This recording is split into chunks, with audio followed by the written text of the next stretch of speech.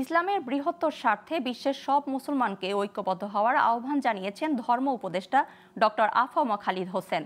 শনিবার আশুলিয়ার কানাইচাবাড়ি এলাকায় বাংলাদেশ জমায়েতে আহলে হাদিস উদ্যোগে আন্তর্জাতিক মহাসম্মেলন 2025-এর সমাপনী দিবসে তিনি এ আহ্বান জানান।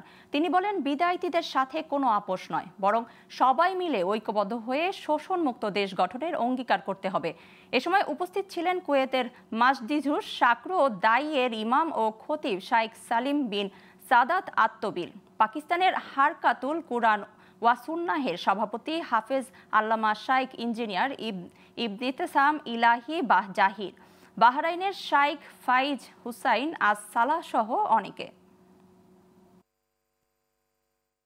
আমরা এই দেশটাকে, আমাদের এই প্রিয় মাতৃভূমিকে শোষণ মুক্ত একটা দেশ হিসাবে, ইনসাফ ভিত্তিক একটা দেশ হিসাবে গড়ে তুলি। আসুন ইনশাআল্লাহ আজিজ আগামী দিনের সুন্দর স্বপ্ন দেখার অভিপ্রায় ব্যক্ত করে আমার বক্তব্য শেষ করছি।